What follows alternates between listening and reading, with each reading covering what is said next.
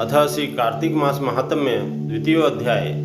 सूत जी कहने लगे, श्री कृष्ण भगवान ने आगे का हाल सुनाते हुए कहा कि अपने पिता एवं पति की मृत्यु का हाल सुनकर गुणवती अत्यंत दुखित हुई और रुदन कर कहने लगी, हे स्वामी, हे पिता, आप लोग मुझे किसके सहारे छोड़कर चले गए? मैं निराश्रय कैसे रहूंगी? मेरे भोजन वस्त्र का प्रबंध अब कैसे होगा? कौन करेगा?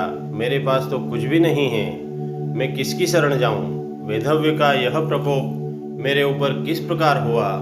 अब मैं कहाँ जाऊं, कहाँ बैठूं और क्या करूं? श्री कृष्ण भगवान बोले, इस प्रकार विलाप करती हुई, केले के पत्ते के भांति कांपती हुई वह अंत में धरती पर गिर पड़ी। कुछ समय बाद जब वह सावधान हुई तो उठकर पुनः विलाप करने लगी। कुछ समय वह शोक सागर में डूबी रही। तत्पश्चात उसने अपने घर की वस्तुओं को बेचकर कुछ धन एकत्रित किया।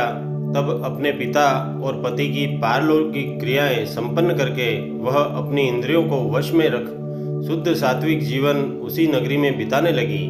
वह अपने जीवन पर्यंत सभी एकादशी एवं कार्तिक मास के व्रतादि को करती हुई अंत में मोक्ष को प्राप्त हुई।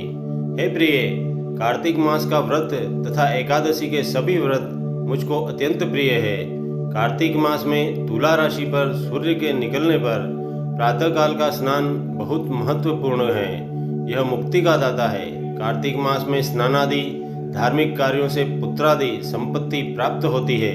विष्णु भगवान के मंदिर में सफाई और धुलाई कर सतिया बनाकर भगवान विष्णु की सेवा, पूजा तथा कीर्तन करना सुख संपत्ति तथा ऐश्वर्य प्रदान करता है। यदि मन से कोई व्यक्ति कम से कम 3 दिन प्रतिवर्ष इस पुण्य कृत्यों को करता हुआ व्रत करे तो उसे जीवन में सुख शांति अवश्य प्राप्त होती है। गुणवती प्रत्येक वर्ष कार्तिक मास का व्रत एवं भगवान विष्णु का नित्य पूजन करती रहती थी। एक समय वृद्धावस्था होने पर, दुर्बल होते हुए और ज्वर से पीड़ित रहने पर भी वह कार्तिक में गंगा स्नान को गई। वह जो ही पानी में उतरी तो अत्यंत शीत से ठिठुरने लगी। वह थरथर कांपती हुई जल में गिर गई। उसी समय गुणवती ने आसमान से विमान उतरता हुआ देखा जिस पर गरुड़ की ध्वजा लगी थी। उस विमान में बैठकर वह वैकुंठ में मेरे समक्ष आई। जब कंसादि असुरों के संहार के लिए ब्रह्मादिक देवताओं की स्तुति करने पर मैंने इस लोक में अवतरण किया तो मेरे साथ तुम भी आई। यथा समय मेरे गणों ने भी वहाँ दानवों के रूप में जन्म लिया। हे प्रिय, इस जन्म में देव शर्मा तुम्हारे पिता शस्त्राजित है तथा तुम्हारा वह पति इस जन्म में अक्रूर है। हे शुभे, तुम वही गुणवती हो जो जितेंद्रिय रहकर कार्तिक स्नान व्रत के उचित पालन से मुझको प्राप्त करती हो। तुमने जो कभी मेरे मंदिर में तुलसी का एक पौधा लगाया था वही पौधा अब कल्प वृक्ष के रूप में है।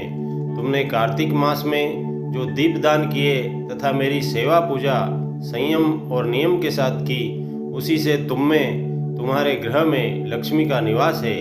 तुमने संपूर्ण व्रतादिक पति स्वरूप भगवान के अर्पण किए, उसी फल की प्राप्ति से तुम मेरी भार्या बन सकी हो। इन्हीं के कारण तुम्हें किसी भी कारण मेरा वियोग नहीं प्राप्त हुआ। हे प्रिय, यज्ञ, दान, तप आदि करने वाले मनुष्यों को तो कार्तिक मास व्रत का स्नान करने से प्राप्त होने वाले फल का 16वां भाग भी प्राप्त नहीं होता है। सूत जी कहने लगे, हे ऋषियों, अपने पूर्व जन्म का यह वर्णन सुनकर सत्यभामा जी अत्यंत प्रसन्न हुई और भगवान श्री कृष्ण को नमस्कार करके अति आनंदित होते हुए उनकी प्रार्थना करने लगी। इति श्री कार्तिक मास द्वितीय अध्याय समाप्त। दोस्तों, भक्ति के इस वातावरण को और अधिक अद्भुत बनाने के लिए आप हमारे वीडियो को लाइक करें, शेयर करें। यदि आप हमारे चैनल पर पहली बार वीडियो देख रहे हैं तो हमारे YouTube चैनल अद्भुत ज्ञान एवं भक्ति को प्लीज़ सब्सक्राइब कर बेल आइकन अवश्य दबाएं ताकि हमारा हर नया वीडियो आप तक शीघ्र पहुंचे।